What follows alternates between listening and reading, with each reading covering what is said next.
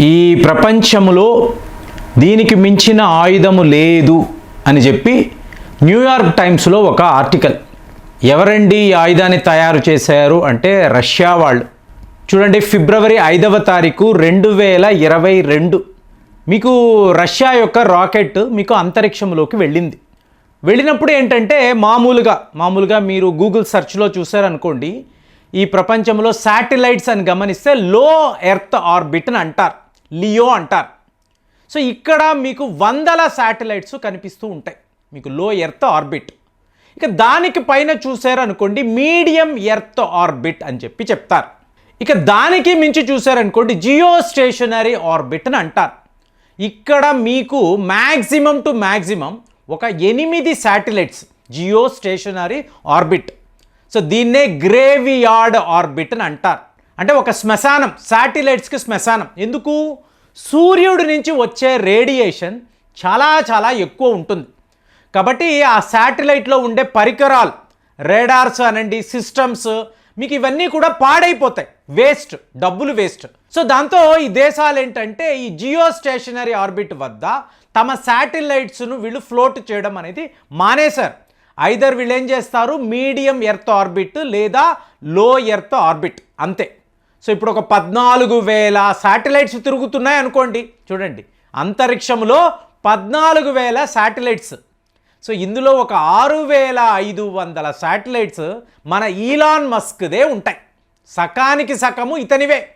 So ఇప్పుడు Russia వాళ్ళు ఏం చేశారు అంటే ఫిబ్రవరి 5, 2022 అంటే యుద్ధము, యుక్రెయిన్తో యుద్ధము. ఈ టైంలో పుతిన్ ఏమనుకున్నాడో, పుతిన్తో ఈ ఆట అనేది చాలా డేంజరస్ అని చెప్పి ఎంత చెప్పినా అమెరికా వాళ్ళు పదే మీకు యూరోప్ దేశాలను రెచ్చగొడుతున్నారే తప్ప ఆ పర్యవసానం ఎంత భయంకరంగా ఉంటుంది, ఎలా ఉంటుందని ఎవరు ఊహించలేకపోతున్నారు. సో ఇప్పుడు ఈ జియో స్టేషనరీ ఆర్బిట్లో మీకు కాస్మాస్ 2553 అనబడే ఒక శాటిలైట్. సో ఇప్పుడు ఈ శాటిలైట్ ఏమిటని అడిగినప్పుడు రష్యా వైపు నుంచి ఏం వార్తలు లేవు, ఎవరూ ఏమీ మాట్లాడడం లేదు. ఏమండి, ఇది ఒక చిన్నపాటి పరీక్ష, ఒక ఎక్స్పెరిమెంట్. జియో స్టేషనరీ ఆర్బిట్లో మా శాటిలైట్స్ ఎలా పనిచేస్తాయి, వాటి కెపాసిటీ ఏంటి, ఈ రేడియేషన్ని తట్టుకునే పరికరాలు మేము తయారు చేయగలమా, సో దీని మీద ఒక ఎక్స్పెరిమెంట్ చేస్తున్నాము అని చెప్పి అఫీషియల్గా ఒక వార్త చెప్పారు. కానీ ఈ వరల్డ్ పోలీస్ ఉంటాడు కదా అమెరికా, వాడికి నమ్మకం లేదు. నువ్వు లియో అను లేదా మీడియం ఎర్త్ ఆర్బిట్, ఇక్కడ ఒక శాటిలైట్ని విడుదల చేయొచ్చు కదా, నువ్వు జియో స్టేషనరీ ఆర్బిట్ అని ఎందుకు చేస్తున్నావు అక్కడ దాకా? అంటే మామూలుగా భూమి నుంచి 2000 కిలోమీటర్లు పైగా ప్లస్సే, అక్కడ ఎందుకు చేస్తావు? ఇందులో ఏముంది? దాంతో వాడి వద్ద ఉన్న శాటిలైట్స్ని అంతా కూడా సమీకరించి చూశాడు. నావిగేషన్ అనండి, మిలిటరీ శాటిలైట్స్ ఇవన్నీ పెట్టి గమనిస్తూనే ఉన్నాడు. మొన్నటికి మొన్న వాడు చెప్పిన వార్త ఏమిటి అంటే ఇది ఒక స్పుట్నిక్. అంటే మన స్పుట్నిక్ తెలుసు, స్పుట్నిక్ అంటే ఏంటి? నూక్ అంటే ఏంటి? న్యూక్లియర్. అంటే అంతరిక్షములో రష్యా వాళ్ళు ఒక అణు అస్త్రాన్ని సిద్ధము చేశారు. ఇంతవరకు ఎవరు ఎప్పుడు చెయ్యలేదు. ఇప్పుడు మీకు జనవరి 20 ట్రంప్ రావడము, నేను ఇక ఈ యుద్ధములో లేను అని చెప్పి ఇతను విత్డ్రా అయిపోతాడండి. యూరోప్ యూనియన్లో ఉన్నవాళ్ళు మేము రష్యాతో యుద్ధము చేస్తాము అని అంటారు అని మీకు జర్మనీ, ఫ్రాన్స్, యూకే, ఇటలీ వీళ్ళందరూ రెడీ అవుతారు. మీకు పుతిన్ గారికి కోపం వచ్చింది. సో నేను ఇన్నిసార్లు చెప్తున్నాను, మీరు వినడం లేదు, ఇక మీ కర్మ, ఇక మిమ్మల్ని ఎవ్వరూ కాపాడలేరు అని చెప్పి మీకు ఈ కాస్మాస్ 2553 దీనిని ఒకవేళ ఈయన వాడేరు అనుకోండి. ఫ్రెండ్స్, ఒక్కటి గుర్తుపెట్టుకోండి, ఇవాళ ఈ ప్రపంచము శాటిలైట్ లేకుండా ఒక నిమిషము కూడా ఫంక్షన్ అవ్వదండి. మీరు పెట్రోల్ బంక్కి వెళ్ళండి, పెట్రోల్ నింపుకోవాలంటే మీకు అక్కడ శాటిలైట్ పరికరము ఉండాలి. మీరు జీపీఎస్ వాడతారు, అలాగే ఇంటర్నెట్ వాడతారు, మొబైల్ ఫోన్లో ఉండే మీకు డేటా వాడతారు. ఎక్కడైనా టెలికమ్యూనికేషన్స్, వెదర్, రైతులు, ఎవరినైనా తీసుకోండి, శాటిలైట్ లేని ప్రపంచాన్ని మనము ఊహించనేలేము. ఒక్క గంట సేపు ఈ శాటిలైట్స్ వర్క్ కాకపోతే ప్రపంచమంతా స్తంభించిపోతుంది, లక్షల కోట్లు మీకు నష్టము.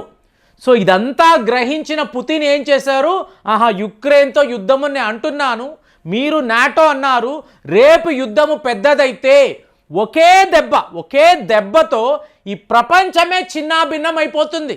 ఏముంది మోదీ గారు, ఐఎమ్ రియలీ సారీ అండి, మీకు ఎన్ని శాటిలైట్స్ ధ్వంసం అయ్యాయో మేము చేసి ఇస్తాము, క్షమించండి, కానీ పరిస్థితి ఇలాగే ఉంది, నేను ఏమీ చెయ్యలేను, వీళ్ళనైతే నేను విడిచిపెట్టనని చెప్పి ఒక ఫోన్ కాల్ చేసి, ఒకవేళ వ్లాదిమిర్ పుతిన్ ఈ శాటిలైట్ను స్పుట్నిక్ను ఆన్ చేశారో అనుకోండి, మీకు ఈ మష్రూమ్ బ్లో అంటారు చూసారా, మష్రూమ్ పేలుడు, మీకు ఒక అణువస్త్రం పేలినప్పుడు ఒక పుట్టగొడుగు లాంటి ఆకారం ఉంటుంది, అది కనిపించదు, ఎటువంటి రేడియేషన్ ఉండదు, సౌండ్ ఉండదు, వెలుగు ఉండదు, ఏదో చిన్నపాటి ఒక ఫ్లేమ్ అలా కనిపిస్తుంది.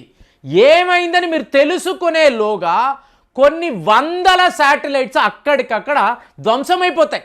అంటే లిటరల్గా రష్యా వాళ్ళు బ్లాస్ట్ చేసేస్తారండి. ఇప్పుడు 2019లో ఫిబ్రవరి నెల భారత్ యాంటీ శాటిలైట్ వెపన్ అని చెప్పి దీని మీద ఒక పరీక్ష చేశారు. అంటే శత్రువు మీ మీద స్పేస్ వార్ చేస్తారు, అందులో వాళ్ళు అంతరిక్షం నుంచి మీ మీద ఒక అస్త్రాన్ని వాడారు అంటే దానిని ధ్వంసము చేయడానికి మీరు యాంటీ శాటిలైట్ వెపన్ అనే దాన్ని తయారు చేస్తారు, వాడతారు. ప్రపంచంలో 4 దేశాల వద్ద మాత్రమే ఇలాంటి ఒక టెక్నాలజీ ఉంది, అంటే రష్యా, అమెరికా, చైనా, భారత్.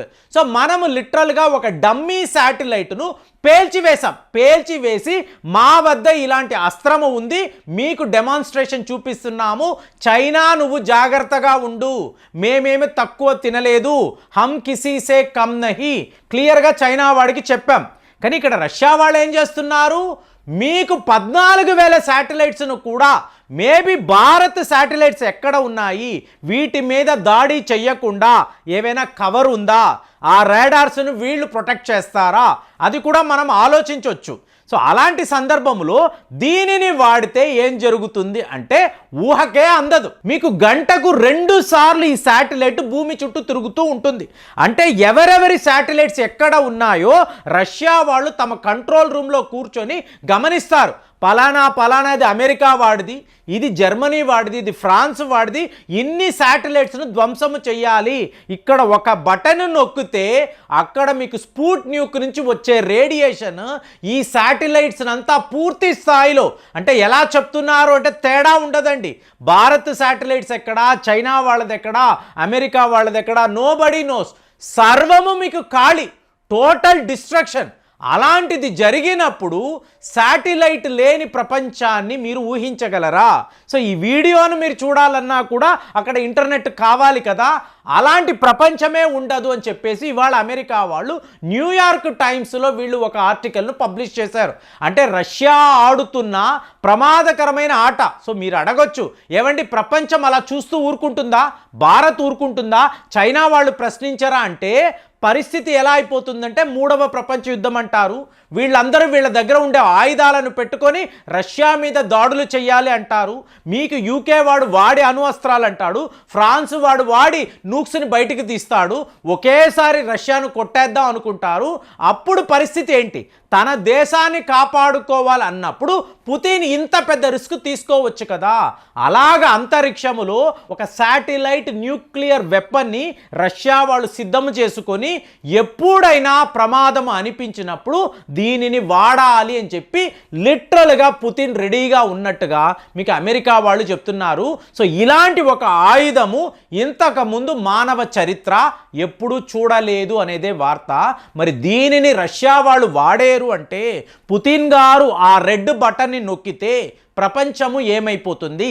ఆలోచించి కామెంట్స్లో రాయండి. మళ్ళీ వచ్చే వీడియోలో కలుద్దాం. జై హింద్.